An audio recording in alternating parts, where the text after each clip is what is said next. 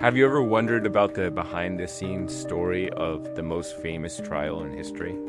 We often hear about the final days of Jesus, his crucifixion and resurrection. But what about the intricate web of politics, religion, and human emotion that led to that moment? This wasn't a spontaneous event. It was a meticulously planned plot, a collision of powerful forces and deeply held beliefs. Today, we're going to pull back the curtain and explore the days and weeks leading up to the crucifixion. We'll look at the key players, their motivations, and the sequence of events that sealed Jesus' fate. This is the story of the plot to kill Jesus, a tale of fear, jealousy, and political maneuvering that changed the world forever. To really understand this plot, we have to start in Jerusalem, the epicenter of Jewish faith and a city simmering with tension under Roman occupation. For centuries, the Jewish people had awaited a Messiah, a promised deliverer who would restore their kingdom and free them from foreign rule. This hope was more than just a religious belief. It was a deep-seated political and national aspiration. Now, into this charged atmosphere walks Jesus of Nazareth. He's not a warrior king or a political revolutionary in the way people expected. He speaks of a different kind of kingdom, a kingdom of God that is spiritual, not earthly.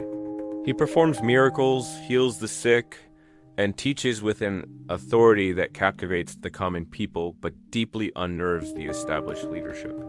The primary antagonists in our story are the religious authorities in Jerusalem, mainly the Pharisees and the Sadducees.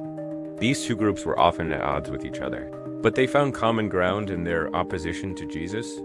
The Pharisees were the guardians of Jewish law and tradition. They saw Jesus as a threat to their authority and a dangerous heretic. He challenged their interpretations of the law, ate with sinners, and seemed to disregard their strict rules about the Sabbath. To them, he was leading people astray, undermining the very foundations of their faith. Then there were the Sadducees, the priestly aristocracy who controlled the temple. The temple wasn't just the place of worship. It was the center of Jerusalem's economy. The Sadducees, led by the high priest Caiaphas, were wealthy, powerful, and deeply invested in maintaining the status quo. They had a fragile but functional relationship with the Romans. They kept the peace, and in return, Rome let them manage their religious affairs. Jesus was a destabilizing force. His growing popularity threatened to incite a popular uprising, which would bring the full wrath of the Roman army down on Jerusalem. For Caiaphas, the calculation was cold and pragmatic. It was better for one man to die than for the entire nation to be destroyed. The tension reaches a boiling point during the week of Passover. Jesus makes his triumphal entry into Jerusalem, riding on a donkey as crowds wave palm branches and shout, "Hosanna! Blessed is he who comes in the name of the Lord." This was a direct, public claim to messianic identity, and it was a direct challenge to the authorities. For the chief priests and elders, this was the last straw. This public display of support for Jesus confirmed their worst fears. He was no longer just a Galilean preacher. He was a potential king in the eyes of the people, a direct rival to their power and a threat to Roman stability. The very next day, Jesus takes an even bolder step. He goes to the temple and finds the courtyards filled with money changers and merchants. They were exchanging Roman currency for the special temple coin and selling animals for sacrifice, often at inflated prices. Jesus, filled with righteous anger, overturns their tables, drives them out, and declares, "My house shall be called a house of prayer, but you have made it a den of robbers." This wasn't just a protest against commercialism. It was a direct attack on the Sadducees' source of power and wealth. He was accusing the temple leadership of corruption in the most public and dramatic way possible. From that moment on, the plot to eliminate him went from a whispered possibility to an urgent necessity. The Gospels tell us that from that day, the chief priests and the scribes were actively seeking a way to arrest and kill him. But they had a problem: Jesus' popularity. He was beloved by the common people who flocked to hear his teachings. Arresting him publicly, especially during the Passover festival when Jerusalem was packed with pilgrims, risked causing a riot.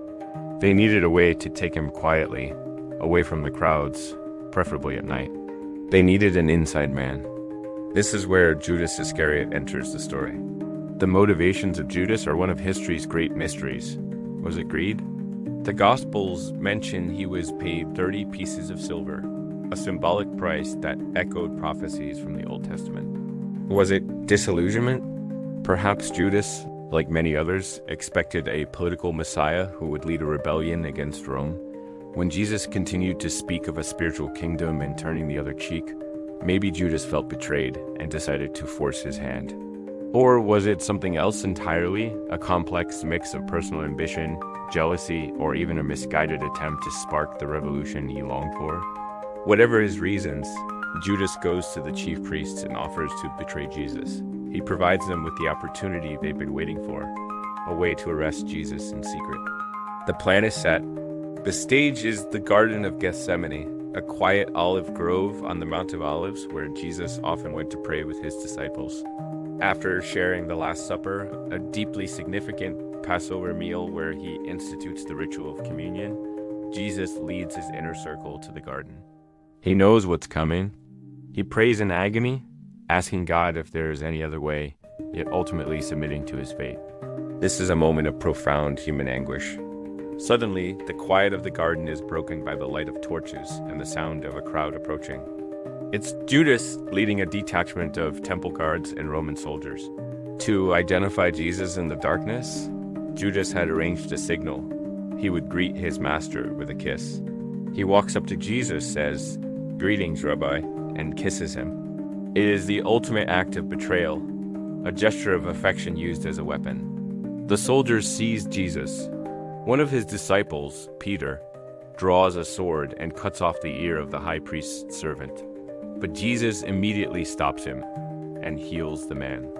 He makes it clear that his kingdom is not of this world, and he will not be defended by violence.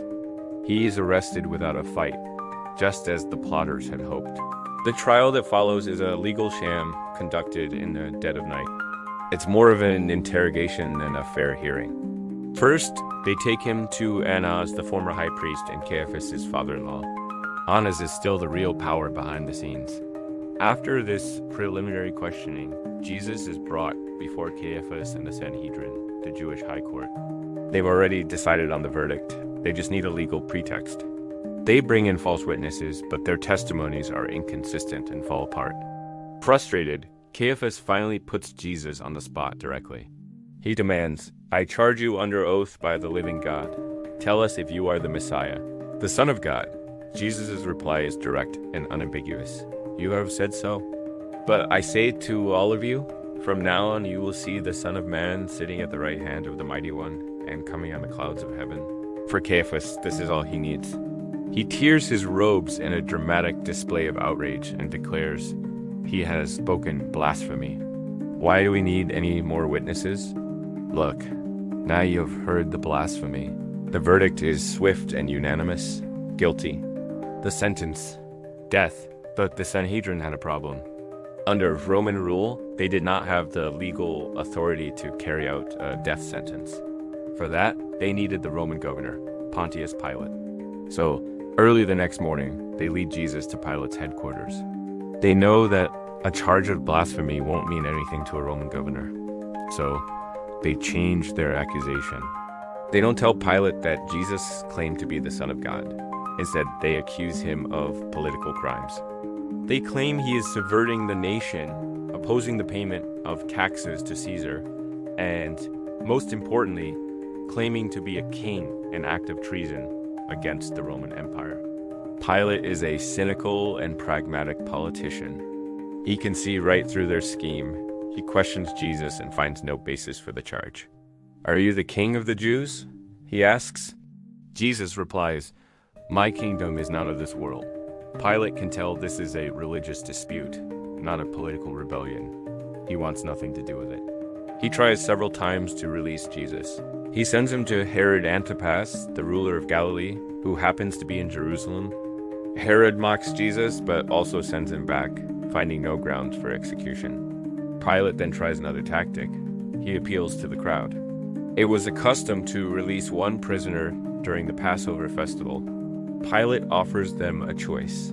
Jesus, the man he sees as a harmless spiritual teacher, or Barabbas, a notorious criminal who had been imprisoned for insurrection and murder.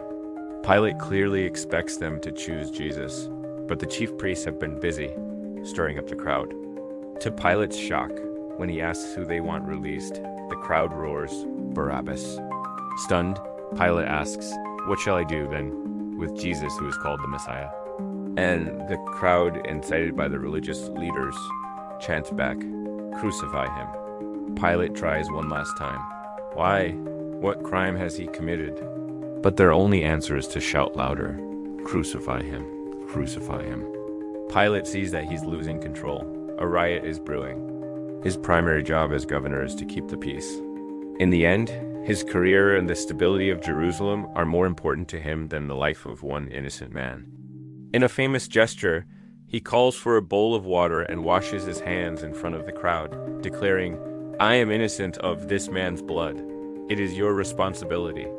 He has abdicated his duty, caving to political pressure. He releases Barabbas and hands Jesus over to be scourged and crucified. The plot, conceived in the halls of the temple and fueled by fear and jealousy, has succeeded. The story of the plot to kill Jesus is a powerful reminder of how fear, ambition, and political expediency can lead to profound injustice. The key players, Caiaphas, the Sanhedrin, Judas, Pilate, each acted out of what they perceived to be their own self-interest. But their combined actions set in motion one of the most pivotal events in human history. It's a complex and tragic story, but one that ultimately leads to a message of hope and redemption. Thanks for watching. If you found this exploration interesting, please subscribe, and hit the bell for more deep dives into historical and biblical events. See you next time.